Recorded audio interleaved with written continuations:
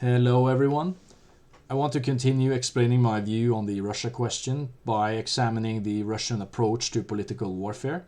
To avoid confusion, when I'm talking about political warfare, I'm talking about non-conventional, non-kinetic, covert approaches to warfare and manipulation, which I put into two different categories.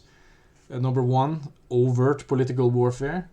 That includes things like economic sanctions and diplomatic pressure. And number two, covert political warfare, which includes things like propaganda, psychological operations, PSYOPs for short, sabotage, document forgery, disinformation campaigns, and assassinations. Political warfare is often combined with conventional kinetic warfare strategies to create hybrid warfare strategies, in which I would argue Russia is currently the most proficient country in the world, and they have been that for some time. In this video, I want to focus specifically on covert political warfare and what strategies and tactics they use in that domain. Russia has its own term for political warfare going back to the Soviet Union. They call it active measures. It's pronounced in Russian aktivnya metroprinitya. I butchered it. Most people's first and only introduction to this topic is through Yuri Bezmenov and his 1983 lecture on subversion, where he explains the Soviet four-step process for ideological subversion, which I believe is part of the reason active measures are so misunderstood in conservative circles especially. I will actually argue that I think it has made conservatives more vulnerable to Russian active measures than they would have been if they had never been exposed to this lecture in the first place. So, to explain why I believe this, we need to look at some context about Mr. Bezmenov. So, Yuri Bezmenov defected from the Soviet Union around the 1970s when he was working in India. He was granted asylum in Canada with the help from American Embassy and the CIA, where he was given a new name and an identity, Thomas David Schumann. He studied political science and worked on a farm in Canada before he was hired by the Canadian Broadcasting Corporation in Montreal, where he was doing international broadcasts that aired in Russia. This is very peculiar for someone who's trying to stay under the radar, if that was his goal. It's not entirely easy to understand why this happened. But he claims that he was fired from the CBC because of pressure from the Prime Minister Pierre Trudeau, that's Justin Trudeau's father, who was then pressured by the Russian embassy to Canada because they saw Yuri on television in Russia. So after that, Yuri took up a career in freelance journalism and consultation work, and this is the period where he does his famous interviews and lectures that you can find on YouTube. An important detail to note is that the interview and the lecture video that he is most known for are both directed by George Edward Griffin, who is a right-wing, sort of hard anti-establishment filmmaker who dabbles in conspiracy theories. And if you look at his filmography, it reflects that quite accurately. These films are not what you'd consider non-partisan educational material, but it's sort of more of a precursor to what I would think of as conspiratainment. And it's important to understand the audience that it's intended for. George Edward Griffin would probably not be too out of place in, the Tucker Carlson circle or some of these, what you could say like the Fox News audience, or like alt media, what's considered alt media today.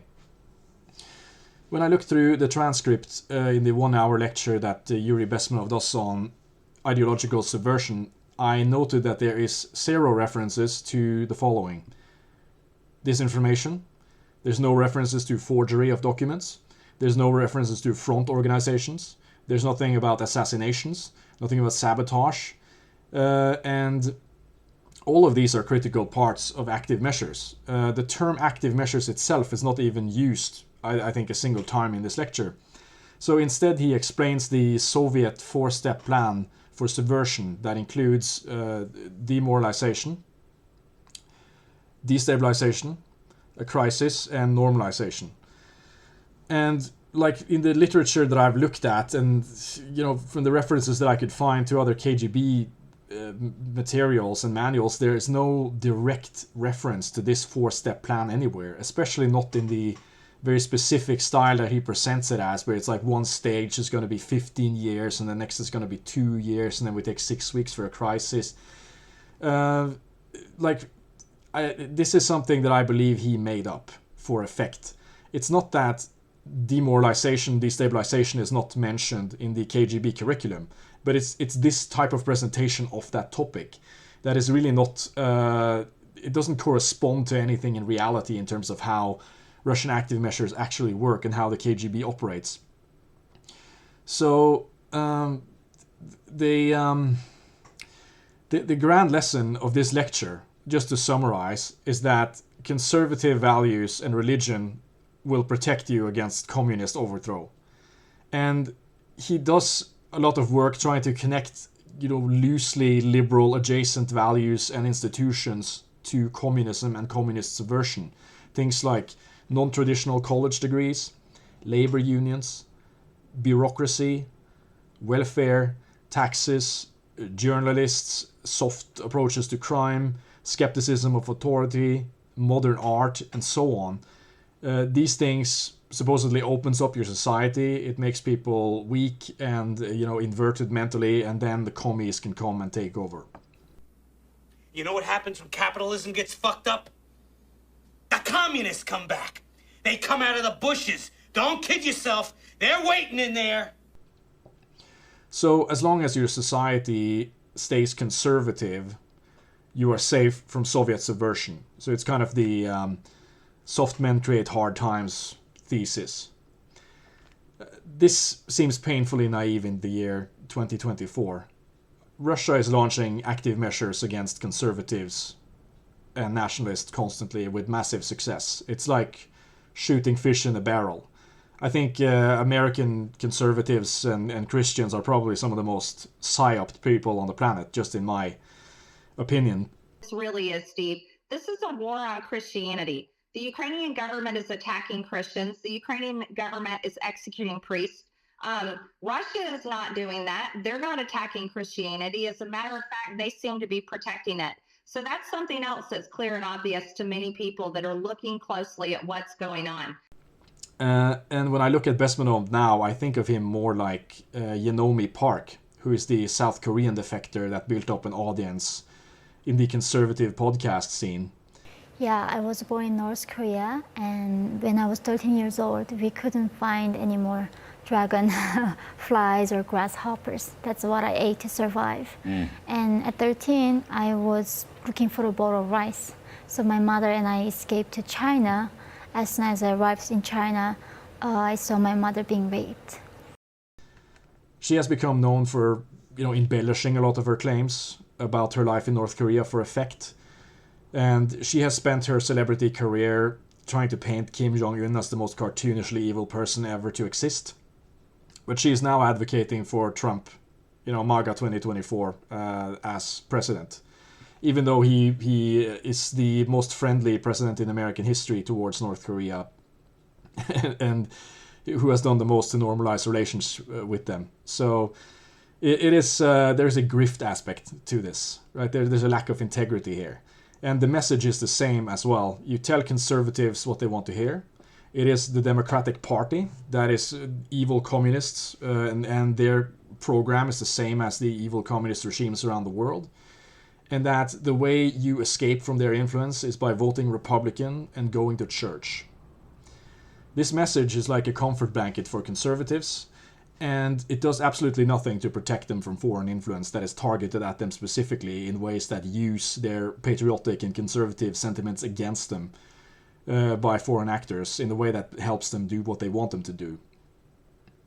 I also noticed that there's a lot of this, what I can call, Robert Kiyosaki MLM-style marketing in Yuri Bezmenov's presentation, because he uses a lot of this divisive language and this in-group, out-group dichotomy by calling people idiots, for example. He talks about the useful idiots. Don't bother with leftists. Leftists are idiot. Every leftist is so stupid.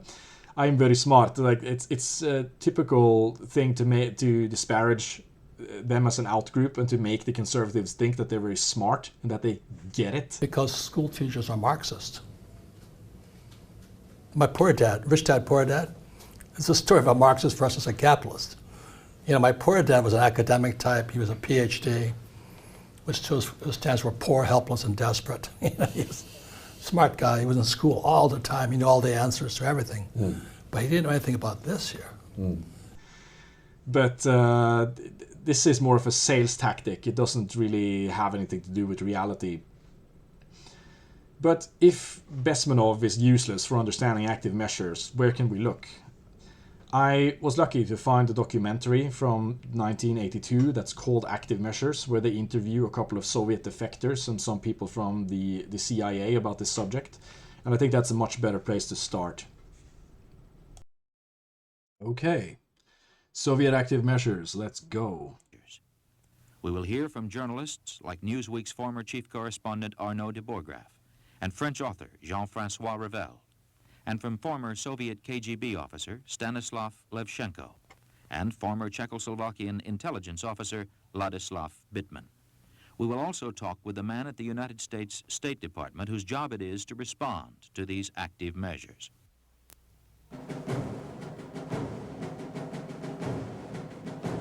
This is like Papers, Please, almost.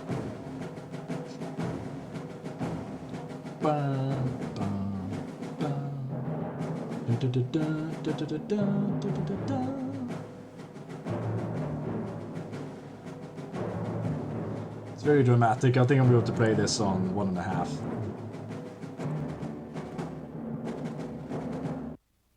In the mid-1960s, Ladislav Bittman was deputy director of the Czechoslovakian Intelligence Service Department of Disinformation. In 1968, after the Soviet invasion of Czechoslovakia, he defected to the United States. Disinformation is actually a deliberately distorted or manipulated information that is leaked into the communication system of the opponent with the expectation that it would be accepted as genuine information and influence either the decision-making process, for example, or to influence or manipulate public opinion. Jean-François Revel was director of France's leading news magazine, L'Express, for a number of years. Today, he is the author of a long list of books on politics and philosophy. La désinformation, ce n'est pas simplement le mensonge. Disinformation is not simply lies or falsifications. It is the art of having your enemies say what you want them to say. This consists in conditioning Western journalists by the USSR in such a way that in perfectly good faith, or sometimes for different reasons, even sometimes financial reasons,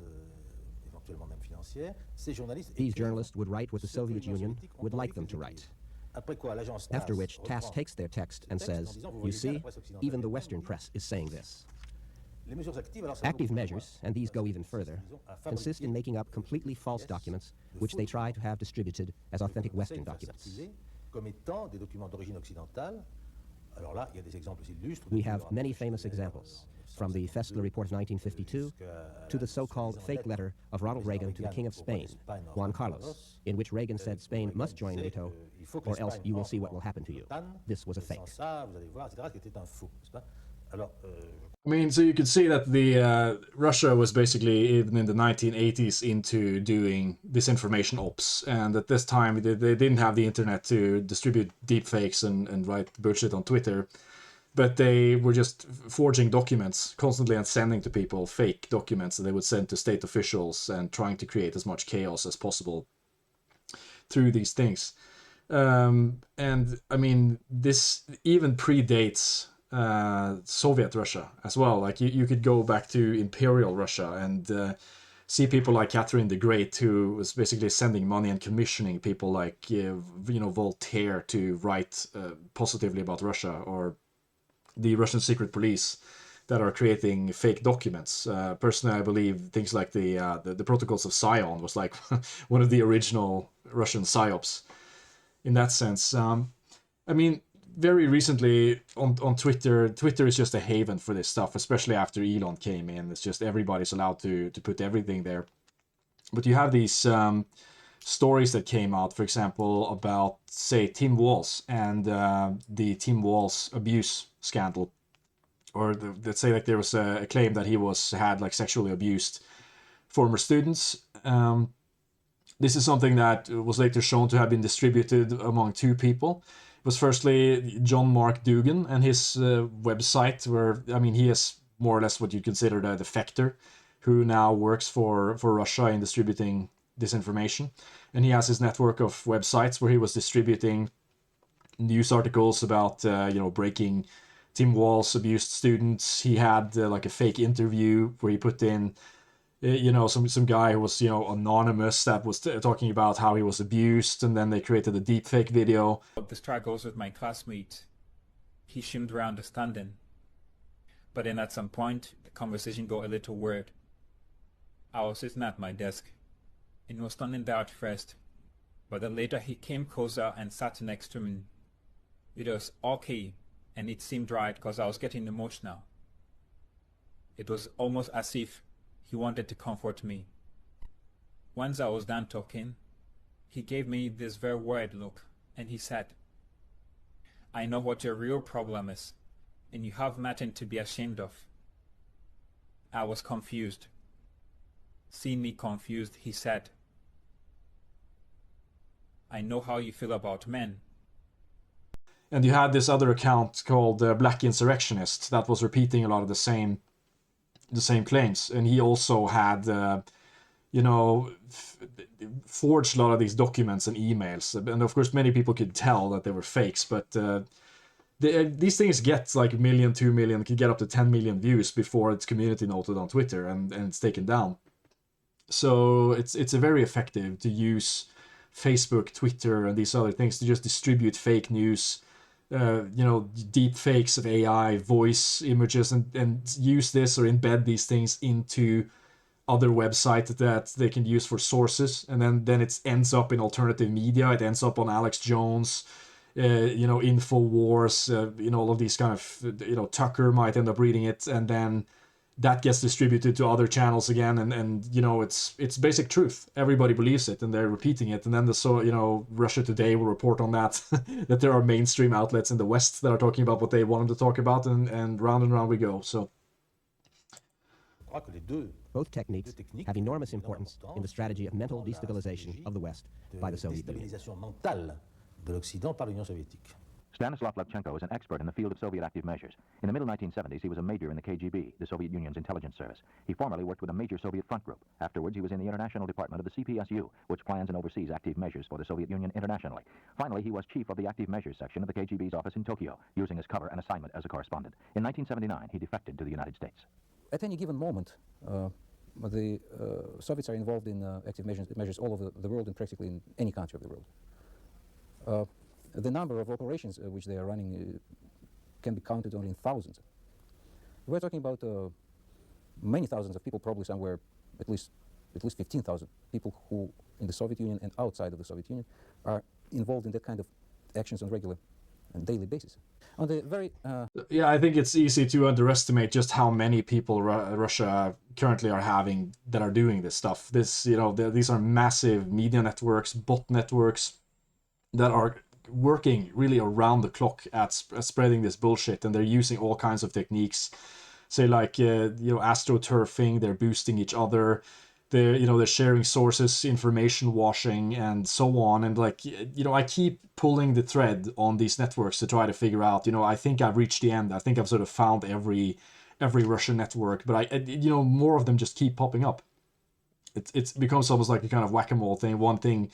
One YouTube page shows up with some kind of, say like some kind of geopolitics channel that suddenly shows up and has a bunch of pro-Russian videos, and then that's just shut down, and then something else pops up elsewhere, and new people keep coming in. They have a lot of people, journalists that are on their payroll, Western celebrities that live in Russia. So, native Russians that are working on this, they outsource the stuff to other countries that, say like in the Middle East or in Asia, for example, they're using troll farms from there to kind of distance themselves from it and use proxies. So it's everywhere, and a lot of it is very difficult to trace back to Russia. Top tip of the pyramid is the Soviet Politburo, which approves the most dramatic and large-scale global or regional active measures. But daily business in this field is being run by the International Department of the Central Committee of the Communist Party of the Soviet Union. International Department is responsible for planning, coordination, and implementation of the Soviet active measures abroad. The main difference between overt and covert types of operation in this field is that when Soviets are running some clandestine active measures operation, like for instance planting some major story in the newspaper in France, West Germany, United States, elsewhere, Japan, elsewhere, that kind of article normally would be written by a local, in many cases prominent journalist who will express as if his own or her own opinion. These kind of things normally won't be traceable back to the Soviet Union. Yeah, so, I mean, of course, the Politburo doesn't exist anymore, but now you have organizations, say, like Russia Today, that is responsible for creating a lot of these narratives. I mean, that is basically Russian state media. It's more or less just a front for the FSB, that was the former KGB. And they have, you know, these kind of troll farms, so these information organizations like the Internet Research Agency, that's been defunct now, but they have something else that's called the Social Design Agency that survived Prigozhin. About 40% of the 45% of the Soviet citizens stationed abroad are either full-time KGB officers or GRU military intelligence officers. Another 50% are cooperating either with KGB or GRU. So practically every Soviet citizen abroad who is on official mission is involved in intelligence gathering information or active measures activity one way or other. From 1964 until 1966, the Czechoslovak service was involved in a number of operations, mainly against the United States, undermining American foreign policy in Western Europe, in developing countries. And at the time, the Czechoslovak television was thinking about making a documentary about Black and Devil's Lakes in Czechoslovakia, the Czechoslovak West German borders. And that actually brought the Czechoslovak disinformation department with the idea to use it to put something in one of the lakes, and that then the television would discover it. And we actually prepared a series of documents for that purpose. Well, originally we dropped 4 chests at the bottom of the Black Lake. They were actually empty. There were no documents at that time because we still didn't have these documents. We were still searching for the documents. And then came the Czechoslovak television team, and I was one of the divers. They didn't know that I was an intelligence officer. They thought that I was one of the Czechoslovak officials at Ministry of Foreign Affairs. So I actually led the diving team to the area where these chests were placed on the bottom, and they were discovered. And the Czechoslovak Ministry of Interior announced at a special press conference that historically important documents were discovered in that lake. And that was the beginning of a campaign that lasted for about 2 years. The purpose was to revive the threat of Nazism and to point a finger at West Germany and say, look, they are still there, and West Germany is still a great potential danger for you. One of the major and most effective forms of disinformation is forgery. Letters, telegrams, memoranda are forged on a regular basis. Dr. Bittman explains. I would say that the major successes were in developing countries, where the governments didn't have the expertise to analyze properly these operations. And for example, sometimes in very cheap forgeries are accepted, anti-American forgeries of American documents, are accepted in developing countries as a genuine proof of American conspiracy. For example, the... Yeah, I guess the game is pretty easy, and if you go to the Middle East or some of these third world countries, they basically believe anything, right? This is not just like Russian disinfo, but just like the general disinfo that's floating around in those circles. Like I've seen Muslims that are sharing photos of celebrities who they believe have converted to Islam. You know, like Ronaldo or something. Like some guy who looks like Ronaldo in a turban or something. Like he's praying to Allah. Or like it's really funny to see how low effort a lot of these disinformation campaigns are in those countries, and how well they succeed in spite of it. I mean, do you think that Westerners are dumb? You should just see what they fall for in Africa. In some ways, the most damaging story of one of these active measures of disinformation, and one almost uses the term interchangeably here. We've occurred in Ghana in the last day of March of '83, where the #2 man in the government, key advisor to President Rawlings, got up, held a press conference, and waved a document around and said, "I have the proof. This document, a report of the West German embassy of a conversation with the American ambassador, Thomas Smith, in which he explained how and why the Americans were going to overthrow the Rawlings government." This led to a sharp deterioration of relations between the United States and Ghana. It took some time to work it out. Eventually, the Ghanaians accepted our and the West German explanations of why this was a fake document. Letters and You have to understand that active measures is a numbers game. It is not like Yuri Bezmenov says, like it's a guy, we have the 30-year-old plan, we're going to subvert the entire West. This is like, sales guys who are sitting in a boiler room and just coming up with new forgeries and new disinformation that they can throw out, and most of the time it doesn't stick. You don't get anything. But sometimes, you catch a big one, and you create huge disruption just by a cheap forgery in this situation here, which would have cost the American embassy and the American State Department years of work to undo just some cheap piece of paper that they threw out. So the return on investment potentially, if something goes through, is huge. A huge payoff for very little cost. Telegrams are not the only forgeries. During this time, for example, the Czechoslovak and East German intelligence services started a worldwide campaign to undermine, to paralyze the operations of CIA. And at the time, the East Germans came with the initiative to publish a book called Who is Who in CIA. The information came from Czechoslovak and East German archives, and of course under the Soviet supervision. It is a classical example of a disinformation product. The book contains a number of names, supposedly CIA operatives. About 50% of the names of in that book are truly CIA agents, CIA operatives. And then there is a number of names of various American diplomats, public officials, judges, journalists who never worked for the CIA. There's one case, This is something you have to look out for. This is probably what you're the most familiar with, actually, if you're conservative or you're on the right wing, is that people are being accused of being feds. And this is like classic Russian active measure. Just accuse everybody of being CIA. And every time an event happens, the CIA was behind it.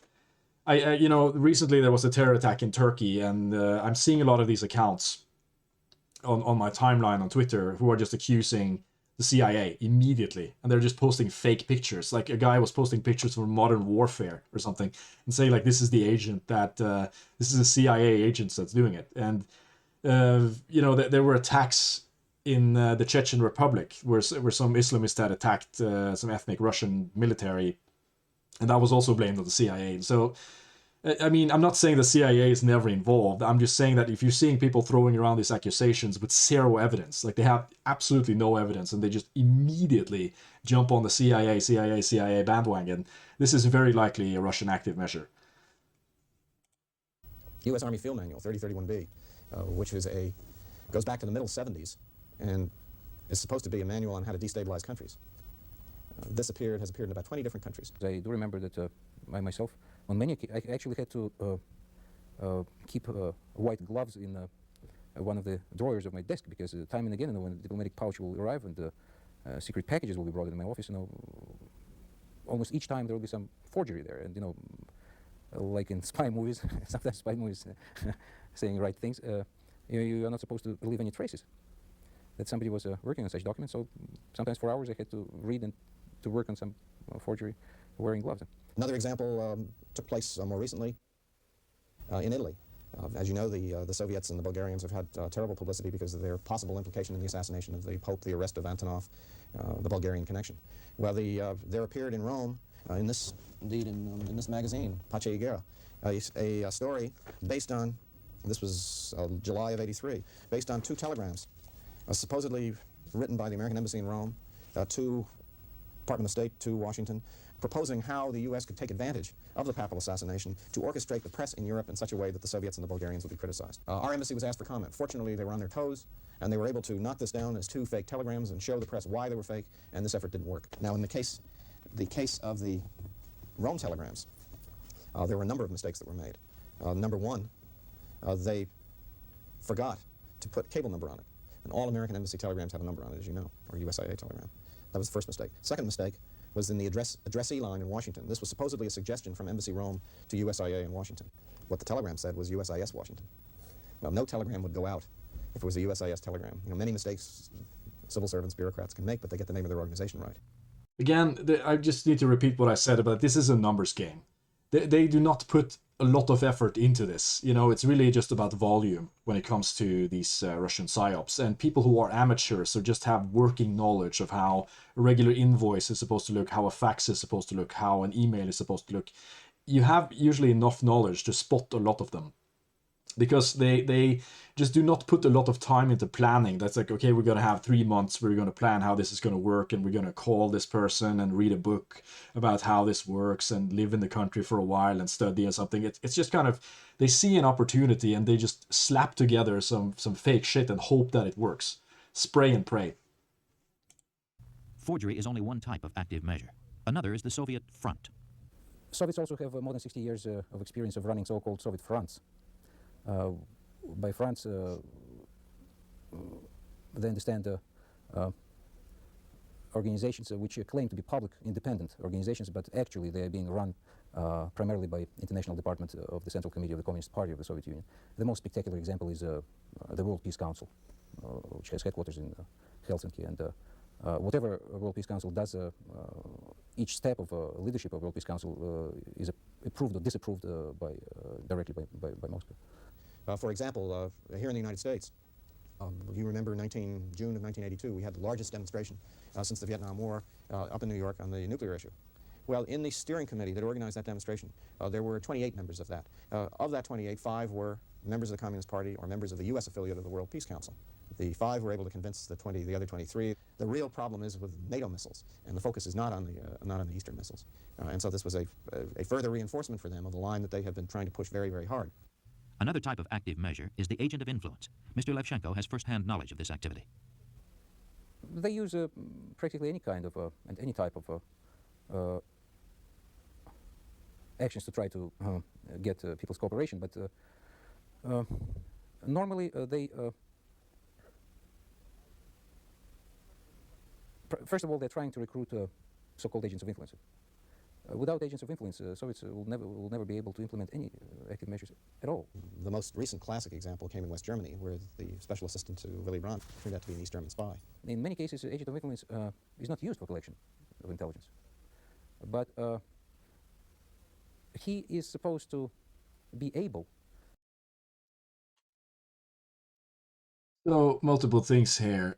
In regards to the fronts, like a front is typically something that is presenting itself as a neutral organization, but is actually a front for KGB or FSB in the modern era. And I mean, Russia made an attempt to liberalize its society and have neutral organizations in the 90s, but that was sort of abandoned. It's gradually been completely stripped off the Russian society. So pretty much you can assume safely that every institution that comes out of Russia is an FSB front, is sort of controlled by the Putin regime at this point. It wasn't always like this, but now it is structured in that way that he and that regime controls every organization. So Russia today presents itself as being neutral. It's absolutely just a propaganda organ. The Russian Orthodox Church presents itself as being neutral, but it's absolutely not. It's really just a propaganda organ. And of course, that's going to be controversial with, ortho-bro types. And I'm not saying if you're Orthodox Christian, you're a part of a Russian front, or if you're part of the Greek Orthodox Church, or, the Ethiopian Orthodox Church, or any of these other, there are other countries that have Orthodox churches and heritage with that. But the Russian one specifically is just kind of exists under the Russian regime. It does not operate independently in the same way that, say, the Catholic Church does. So that's the thing to remember. There are some other historical examples of these organizations, say like the Institute for Democracy and Cooperation, for example, is an organization that was busted as an FSB front, or the Russian Institute for Strategic Studies, or the Anti-Globalization Movement of Russia, the World Congress of Families, the Voice of Europe was a recent one. So, I mean, there's a long list, and there are many we don't know about. And for obvious reasons, I'm not including things like the the Communist Party, the American Communist Party, for example, because they're just openly a sort of Duginist, Putinist outfit, right? So if they're just kind of blatantly in your face that way, I'm not going to include them here. But the front is basically supposed to hide FSB behind neutrality, and that's what's crucial about it. So when it comes to agent, you can sort of group them into two groups. You have like the shills, who are actually just getting paid explicitly or implicitly sometimes, say like the tenant media case, guys like Tim Pool who claimed like he didn't understand that he was getting money from the FSB, and like sometimes they believe that. It's actually more convenient for the Russians if they don't know, because then they're sort of like at arm's length away from it. So yeah, you have the people who are journalists like George Galloway or something. They just get paid to shill for Russia. And then you have the people who are like the Vatniks, the useful idiots who actually believe the propaganda, right? You deal with those people a lot, and that's in part due to this kind of relentless assault of active measures, that you have people, especially in like on the far left and on the far right, who genuinely believe everything that comes out in Russia today with these various pro-Russian social media channels, and they have worldviews that, in my opinion, they can't separate fact from fiction. In a sense, it's completely fairy tale stuff, and I'll do more videos later documenting it. But yeah, it's either they're paid, they're compromised, or they're it's an ideological reason, or it's some kind of ego-driven reason. But like they find a way to get you if you're sort of outside of the West, and they try to recruit as many people as they can that will be useful to them. And if you start looking for it, it's going to be a lot more obvious how many people are actually just straight up on their payroll. To influence public opinion or business circles or government circles or public organization in his country, one way or other. For instance, in Japan, the most important Soviet agent of influence was basically recruited because of his ego problems. By the time Soviets approached him, he already, at least one time, was member of Japanese government. He started to publish monthly bulletin, and he started to exchange the delegations between the Japanese parliament and the parliamentarians and Soviet parliamentarians. That's exactly also what Soviets wanted. And Soviets were using him to plant all kinds of disinformation. One technique of active measures that often remains undetected is the use of rumors. For example, at the time of the tragedy in the mosque in Mecca, the Holy Mosque in Mecca, in 1979, when it was attacked, Soviet diplomats throughout the Middle East were spreading the story that the United States CIA was behind it. Indeed, at the time, there was a test match, a cricket match between India and Pakistan taking place. And one of the broadcasters on that cricket match, test match, which is listened to all over India and Pakistan, sort of like the American World Series or a football championship, mentioned on the radio this report, that he had heard a report that the United States was behind the attack of the mosque in Mecca. And as you know, that the next day, the United States Embassy in Islamabad was attacked and burned.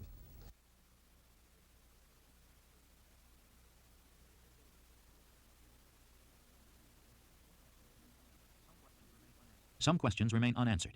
What is the effect of all these active measures, and why do the Soviets engage in these activities? Of course, we cannot, they are not so naive to think that one successful disinformation operation can totally change the balance of power. But they believe that these operations have cumulative effect. One way of looking at the impact of these activities, and they've gone on for many, many years, since the 1950s, so that you're speaking of 30 or so years of such activities, is to think of drops of water falling on a stone. 5 minutes, 10 minutes, 15 minutes, 1 hour, 1 day, nothing happens. But 5 years, 10 years, 15 years, you've worn a hole in the stone. You know, it's very hard for journalists to accept that. Yeah, this is very important, actually, and I feel like the Russians have a huge leg up on the West when it comes to this stuff, because like in the West they will have elections and change out governments and start new programs and abandon other programs, and their time preference can sometimes be very short in regards to doing these programs. Like say like with the boycotts that are run on Russia right now by the EU and the US, the G7 countries and so on, they it's like they run the half-assed boycotts for like 1 year, and people are not seeing like a very large effect on Russia. So it's like, no, we'll just give up. I will just open all. That's what you hear some people say, like, oh yeah, we tried boycotts for 6 months, it didn't work. Like these are cumulative things. Russians do not think about it that way. They don't think about like, oh, well, we tried it for 6 months and we didn't get a lot of results, so we'll just quit. They believe, yeah, they really do have. They're very good at just maintaining pressure over years and years and years, and just keep throwing their poison in there, keep this polluting the information space, and that creates opportunities that they can later leverage against them. I mean, you think about like the QAnon movement, for example. Did the Russians create it? I don't know. I think they contributed to creating it. I think they've thrown as much gasoline on that fire as they possibly can. I think at every chance they try to create more push more conspiracies, boost QAnon inside of the West. And now this is just like a firm movement that you can just keep dropping shit into that hole that is QAnon, and it just comes out on the other side. So, you create opportunities over time by just being consistent with subversive activities. That this has been going on, because otherwise they have to admit almost in the same breath that they've been ripping off their readers and viewers and listeners. It's very hard to do. It's very important to educate people about these techniques. I would say particularly people who are involved in international relations, international communication, reporting foreign affairs, to make them aware of the basic elementary techniques of disinformation and active measures, so that they develop certain protective devices. So it makes it more difficult for the Soviets to misuse these people, because in many cases the messengers even don't know that they are misused. If the democracies don't regain their self-confidence, I am very pessimistic, because the Soviet Union is extremely skilled in its propaganda techniques. So I think that the reality of our future lies in what I would call the reconquest of the truth. So that's the documentary. I mean, the final commentary in regards to, admitting that you've been played. That's another part of this. I think there's a lot of cognitive dissonance going on. There are a lot of people who are just being fooled by these active measures, who really just genuinely, like, they'll sit on Twitter and interact with bots, and they do not understand that that's what they're doing. And if you confront them with that, it's like they just, they'll just claim that they don't care if they're bots or not. Like, this is almost like the Yuri Bezmenov principle that, you speak to the enemy, you see the enemy among you, but you don't actually recognize them as an enemy. Right? I mean, if people who are talking to a bot, they're really just talking to enemy combatants online, and they're completely fine with just talking to some kind of paid demoralization agent, because that's the level that that's the cumulative result of a lot of this active measure stuff that they've been exposed to for so long. So, yeah, maybe I could show you just a small example of a bot that I saw recently. I put it on I quoted it on my profile here. See. So there seems to have been a bot that it's just kind of made to manipulate the British dissident right.